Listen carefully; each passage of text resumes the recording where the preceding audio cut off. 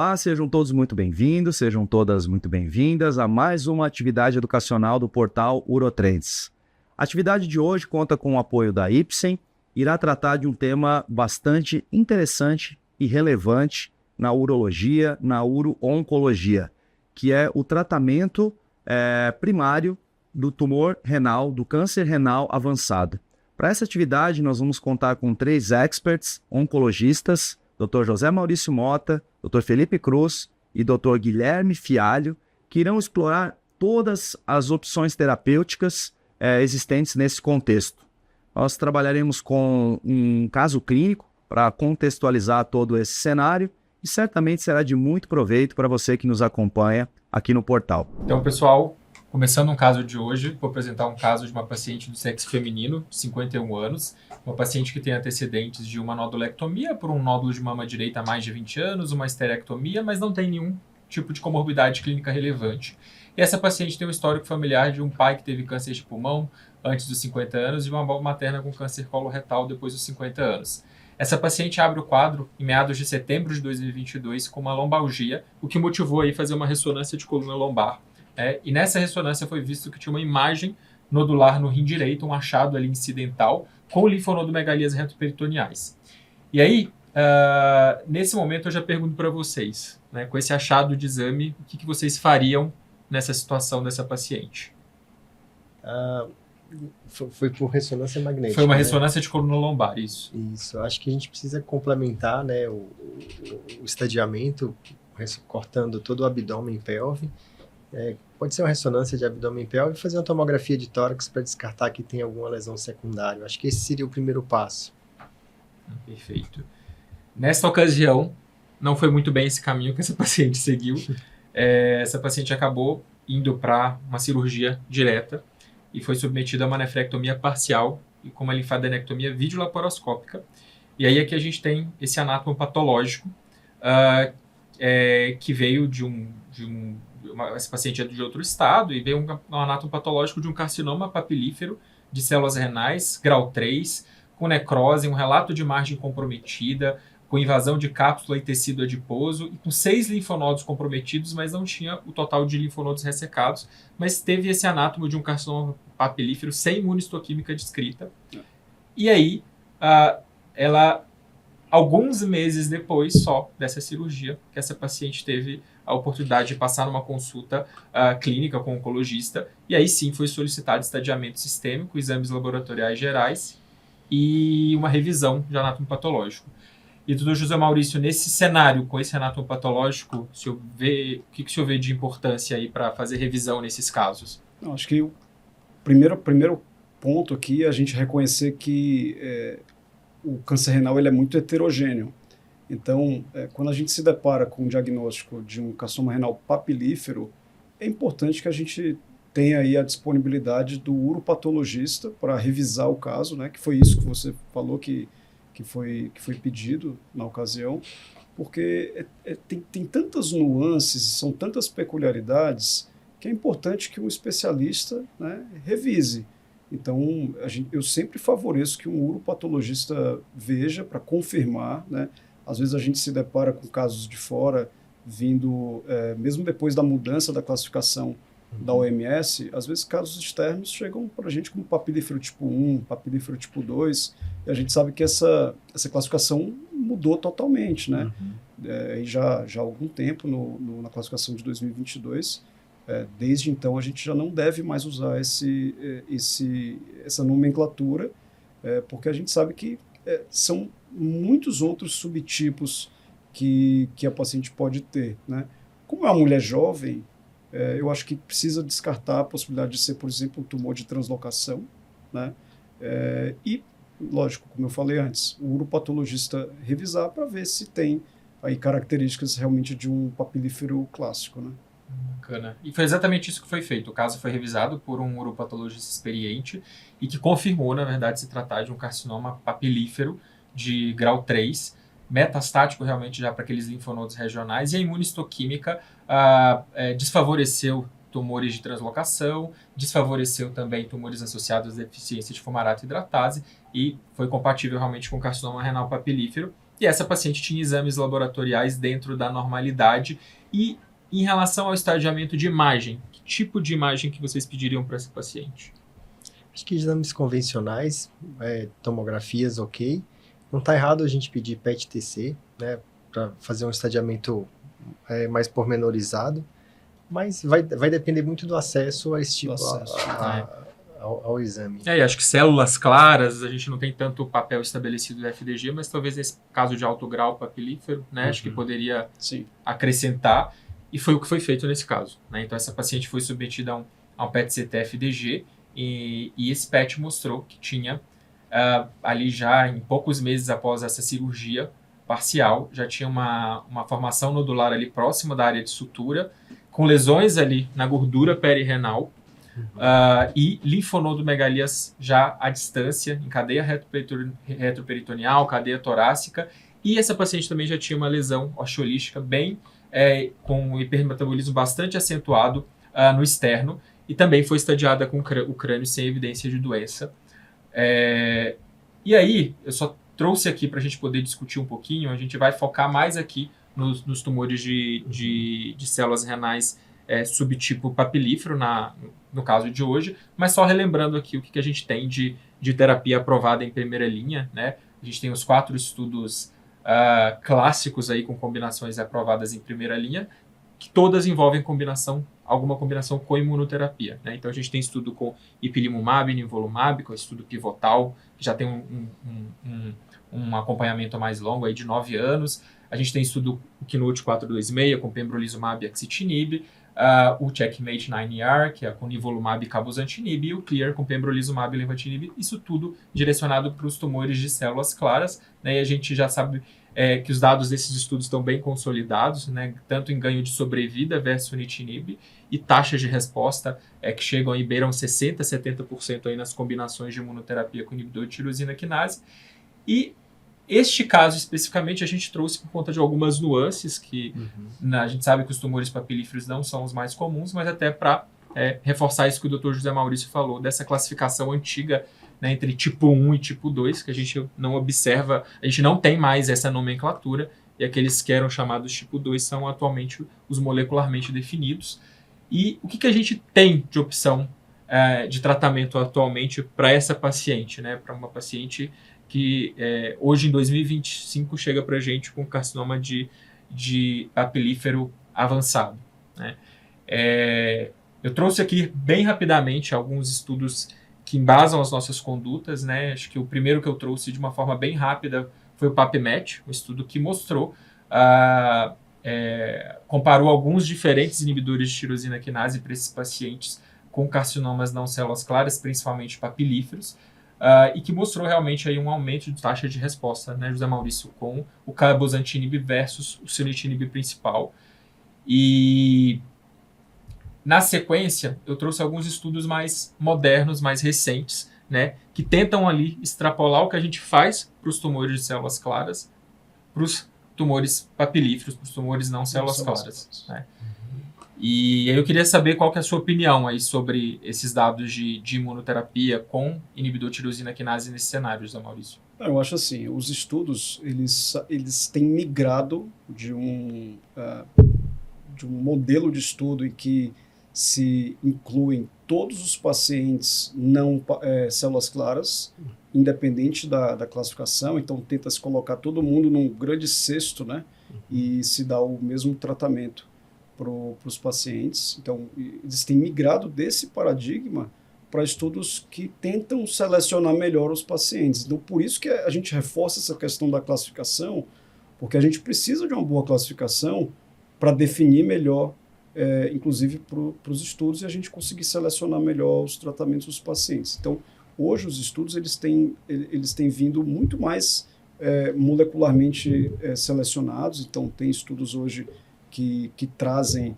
inclusive, a necessidade, por exemplo, para tumores papilíferos, da presença de mutação ativadora de MET, né, que é a característica central aí da fisiopatogênese desses tumores renais papilíferos.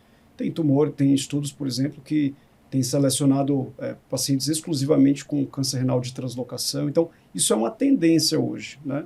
Então, dito isso, a nossa interpretação dos estudos a gente também tem que levar em conta essa questão, né? A gente sabe que, por exemplo, o cabozantinib que você mencionou, ele é um inibidor também do MET, né? Então, por isso que teve grande interesse em estudá-lo também para tumores papilíferos, né? Então, você tem estudos você vai falar, né, dos estudos que tem combinação de imunoterapia com TKI também para os tumores não células claras, mostrando uma alta taxa de resposta. Agora, infelizmente, é difícil de conduzir grandes estudos nessa população, porque são tumores mais raros. Então, é difícil de você conseguir também incluir um grande número de pacientes. Você tem que abrir muitos centros, e isso encarece muito o estudo no final. E quanto mais você seleciona, menos pacientes no final vai ter, apesar de ser uma amostra mais enriquecida para a condução daquele estudo. Então, eu acho que isso traz um desafio adicional aí, e também custos a mais, e a gente compreende que seja esse o maior, a maior causa desses estudos demorarem tanto para sair, né? Exato. Justamente para exemplificar isso, José Maurício, o estudo de fase 2, que foi o estudo de cabo e nivo, né? A gente já sabe do benefício bem estabelecido nos tumores de células claras, mas é um estudo pequeno, né? E que tinha uma população heterogênea, né? E a coorte, que era a coorte maior, tinha 40 pacientes, mas que envolvia ali 80% desses pacientes eram pacientes com histologia papilífera. O que a gente observou realmente foi uma taxa de resposta numericamente superior ao que a gente vê também com o cabozantinib isolado. Então, nesse estudo, apesar de pequeno, a taxa de resposta para os tumores papilíferos, a combinação de nivolumab e cabozantinib foi da ordem de 47%, e a gente tem um estudo com desenho semelhante com pembrolizumab e lenvatinib, que também mostrou uma taxa de resposta aí na ordem de 50%, 54%, né, para esses pacientes não células claras, e, inclusive, né, quando a gente olha os principais guidelines atualmente, a gente não tem uma conduta uniforme para esses pacientes, né? Mas de uma forma global, quando a gente olha guidelines de NCCN, ESMO, da IAU, a opção preferencial para esses pacientes é tentar incluir estudo clínico, mas na rotina, no dia a dia, se possível, a conduta preferencial ou é cabozantinib, né, ou alguma combinação de imunoterapia com TKI, seja nivolumab e cabozantinib ou pembrolizumab e lenvatinib. E aí, voltando para o nosso caso, então, essa paciente, então, ela com 51 anos, sem comorbidades relevantes, um carcinoma de células renais subtipo papilífero, com grau 3, e atualmente com uma recorrência locorregional e metastática para osso e linfonodos não regionais, com IMDC risco intermediário. Ela pontuava aí pelo tempo da nefrectomia até o início de tratamento sistêmico. E aí foi proposto na ocasião o início de nivolumab e cabozantinib. Eu queria que o José Maurício comentasse um pouquinho, o Felipe, do que vocês acham em relação à especificidade da questão da metástase óssea nesse caso, se isso faz você escolher um determinado agente ou não. O que a gente tem são dados, na verdade, acabam sendo dados indiretos, né? A gente tem análise de subgrupos. Por exemplo, no estudo, no Checkmate 9ER, tem análise de subgrupo mostrando que pacientes com lesões ósseas, eles tiveram a tendência melhor, realmente, com a combinação do cabozantinib, mas a gente não tem nenhuma comparação cabeça a cabeça com as demais opções, né, de tratamento, por exemplo, pembro mais lenva ou pembro mais axe, a gente simplesmente não sabe, né. Existe todo um racional pré-clínico sugerindo uma maior atividade do cabozantinib em lesões ósseas, e isso é, inclusive, um dos grandes responsáveis por ter ido muita parte do desenvolvimento da molécula ido na direção de tentar achar um nicho dentro do câncer de próstata, por exemplo, né, por conta do predomínio de metástases ósseas, mas isso não deve ser levado tão assim, ferro e fogo, que só deva ser essa opção, né. Agora, os guidelines, eles reconhecem essa questão de metástases ósseas, e alguns guidelines eles incorporaram, colocando como dos tratamentos preferenciais a combinação de imunoterapia com o cabozantinib para pacientes que têm meta óssea, por conta dessas análises de subgrupos, né? Agora, Eu encaro muito mais como um gerador de hipótese do que como algo que deva ser definidor, né, como a única opção para esses pacientes. Né? Eu concordo com o Zé, eu acho que a presença de metástases ósseas não deve ser um fator de escolha, mas algo que você considera.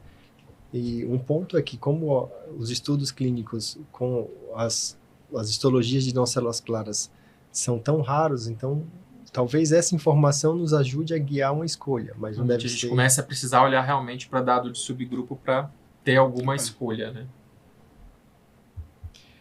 Bom, então essa paciente começou nivolumab e cabozantinib, e o primeiro estadiamento ela fez com tomografias convencionais e que mostrava uma redução morfológica ali já de alguns linfonodos com 3 meses de tratamento, mas o estadiamento subsequente foi optado por fazer um novo PET, já que parecia ser um bom parâmetro, até para reavaliar melhor a doença óssea, né? E esse primeiro PET que essa paciente fez já em 6 meses de tratamento mostrou uma redução ali do primário, na verdade da área de recidiva, mostrou uma resolução realmente do hipermetabolismo da lesão óssea, sem necessidade ali de tratamento local, e um discreto aumento morfológico de alguns linfonodos, né? Com 6 meses de tratamento, com esse padrão de resposta, com esse discreto aumento de alguns linfonodos, vocês mudariam alguma coisa na rota dessa paciente de tratamento? Confesso que ainda não, até porque como o nosso arsenal para linhas subsequentes é muito reduzido, eu insistiria ao máximo nessa linha de tratamento. Consideraria até consolidar o tratamento talvez com SBRT nessa área de progressão para tentar prolongar mais ainda o intervalo livre de progressão, esgotar ao máximo essa linha de tratamento.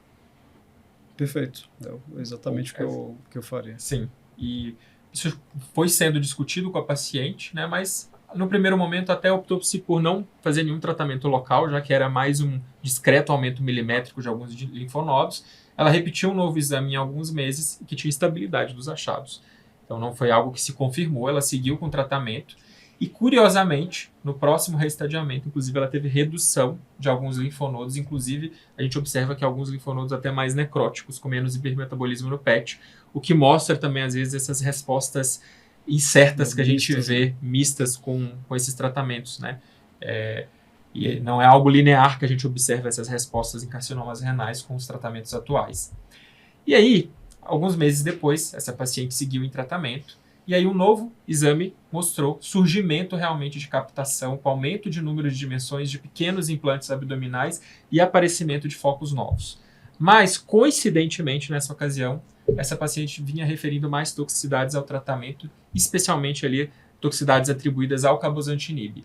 E isso vinha motivando um uso irregular por conta própria da paciente, muitas pausas em final de semana, às vezes emendava sexta, sábado e domingo sem utilizar o remédio. E essa toxicidade, principalmente as custas de síndrome mão-pé já, grau 2, e uma diarreia intermitente. Além disso, ela também evoluiu com hipotiroidismo, mas com manejo em conjunto com o endocrinologista, precisou de aumento de doses graduais de levotiroxina, mas realmente o que incomodava era a síndrome mão-pé e diarreia, que acho que a gente não tem muita dúvida que mais esse padrão aí de toxicidade mais do cabozantinib. E agora, interpretar como progressão, descontinua do tratamento atual? O que vocês acham que pode estar acontecendo aqui? Que a gente fica preocupado pelo fato de que ela fez uso irregular, né? Então, não dá para ainda cravar que realmente seja progressão, porque ela vinha com uso totalmente irregular. Agora, tem que ver se ela consegue, de fato, usar o remédio regularmente, né?